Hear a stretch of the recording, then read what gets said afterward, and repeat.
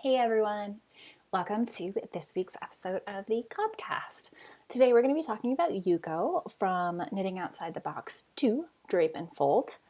Before we get into that, I wanted to talk a little bit. It is January 7th where I'm filming, and so yesterday in our nation's capital of Washington, D.C., a large group of domestic terrorists overran the Capitol building with very little resistance from police and other armed forces. I mention this because hopefully at this point you know my politics. Hopefully at this point you know that I am unabashedly progressive. I believe in equity for all. I believe in universal health care and abortion and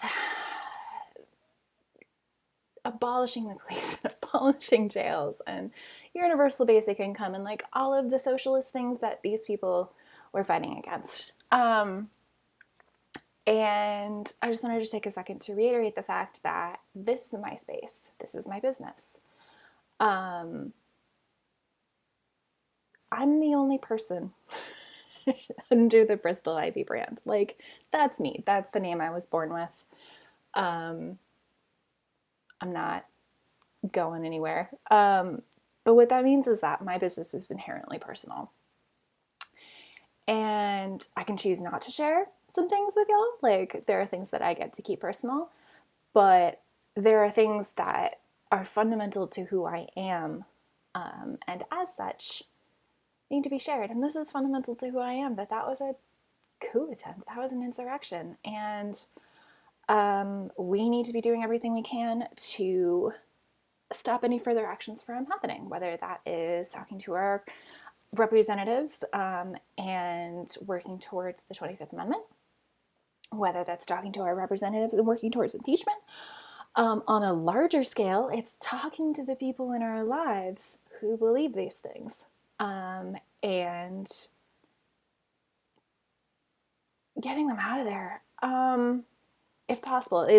I've spent a long time going back and forth about how I feel about intolerance. And there's this thing in philosophy called the paradox of intolerance. And it basically means that there's a gotcha clause in the idea of intolerance, where if you are tolerant of all, you are tolerant of the intolerant. Okay, so if I say I'm a tolerant person, everyone can do what they want, that oftentimes is permission for people to treat other people badly. So with the paradox of intolerance, basically what it's saying is that you have to sometimes treat one group of people with intolerance in order to make sure that another group of people's rights are preserved. And that's the typical dichotomy of the paradox of intolerance, is that one community seeks to actually hurt in some way this other community, typically a more minority or marginalized community. And so being intolerant of community A means helping community B. Community B being the minority or the marginalized community. All of that to say, this is my space. This is my business. The things that I believe in are about equity, about the support of marginalized communities, about the support of the environment, which is also a major issue. All of these things that disrupt the status quo. Because the status quo basically has catered to a very small segment of the population, and they're not comfortable with the idea of that changing. And those are the people that were invading the Capitol building yesterday. They want their lives to continue as is. They don't want to be treated the way that they treat other people. Yeah, it's really interesting to be here from the United States. All of the people who have been talking the last couple days about, like, this isn't the United States. This is the United States. We have such a hideous history.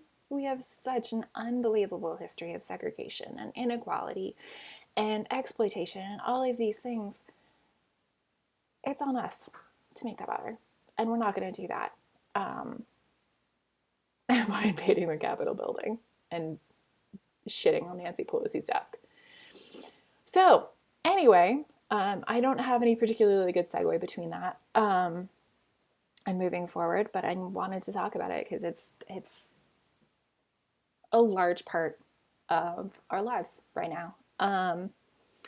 And I was definitely doing some stress knitting while watching the news yesterday, so I figured if I was, you were too. So, okay, so in today's podcast, now that I have discussed fomenting revolution for the purpose of socialism and loving thy neighbor in a way that makes them accountable for their actions, we're going to talk about knitting. So the sweater that we're going to talk about today is Yuko, and Yuko is from Knitting Outside the Box 2, Drape and Fold. And Yuko is really fun because it is actually kind of a redux of a sweater that I originally knit for Pom Pom, I think their winter issue 2015, so a million years ago in knitting terms, called Callus. And the prompt on that one was to look at Art Deco fashion and art in general as prescribed through the lens of a 70s fashion house called Biba. So just like super, super cool prompt. Really loved that one. And I went pretty old school in terms of Art Deco. There's a bit in the movie Singing in the Rain, which is still one of my favorites. I love that. Danny Kaye, I would marry him in a heartbeat. I always thought he and Kathy should get together. Yeah. Things that I have serious discussions with people about. But there's this whole segment in the middle with this really incongruous fashion show that happens. And it's like this movie within a movie. Anyway, it's weird. It's like a movie within a movie within a movie. There's like a dream sequence within the movie. Anyway, there's this fashion sequence with this absolutely stunning opera cape. Like total off the shoulders drapey, amazingness, drop shoulders, lots of action, lots of movement, lots of drape, lots of ease. Absolutely, absolutely love it. So that was the idea that I brought to the subcall in the first place for Callus. And so I'll show you a picture of Callus here so you can see what that one looks like.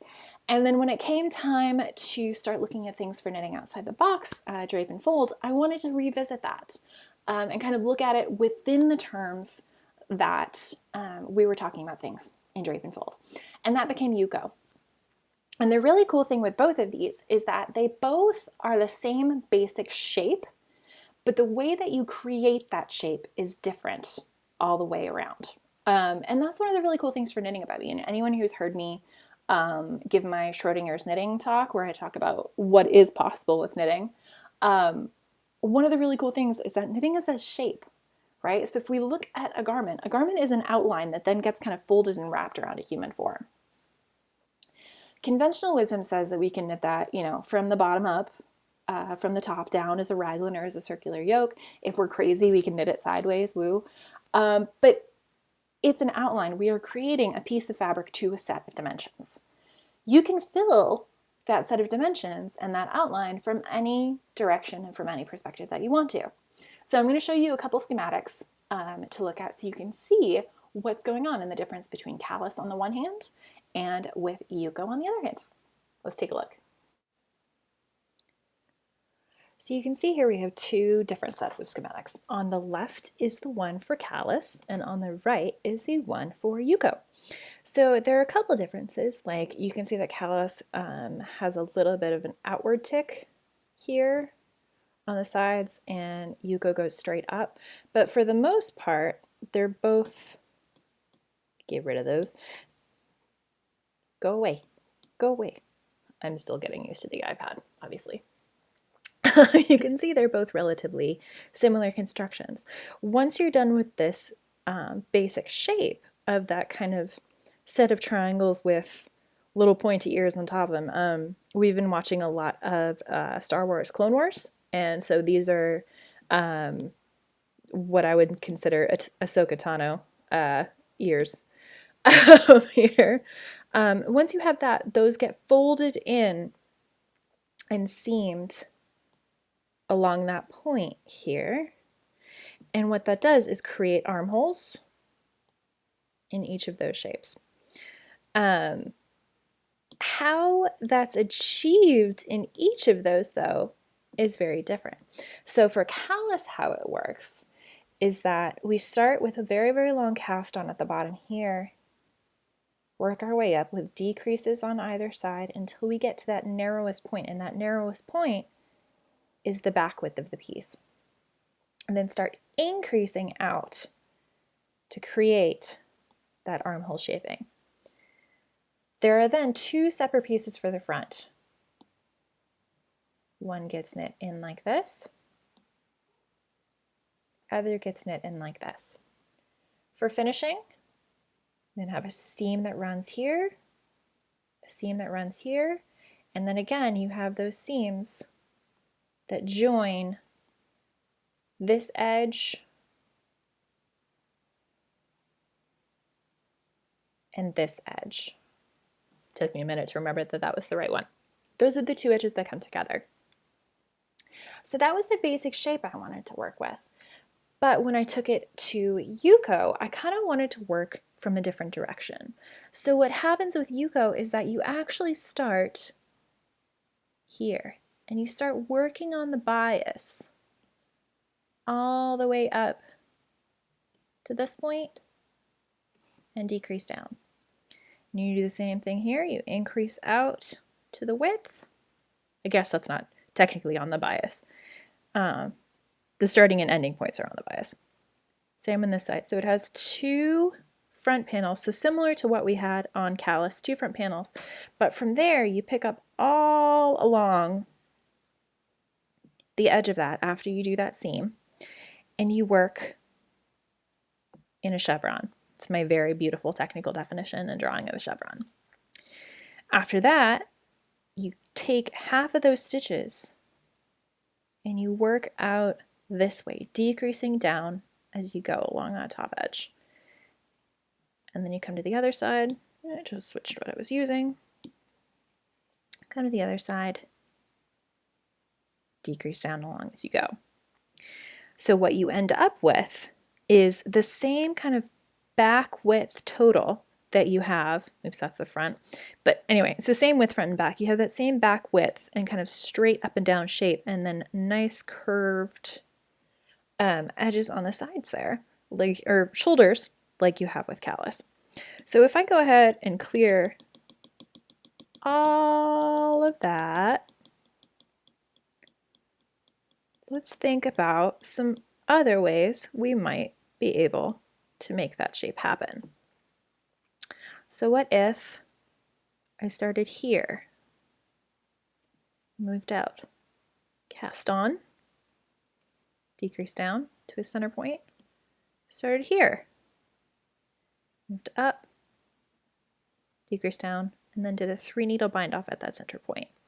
That would be really good if I had self-striping yarn, because that way I'd have nice stripes that when it came down onto the front, we'd be doing really, why do you keep switching to eraser?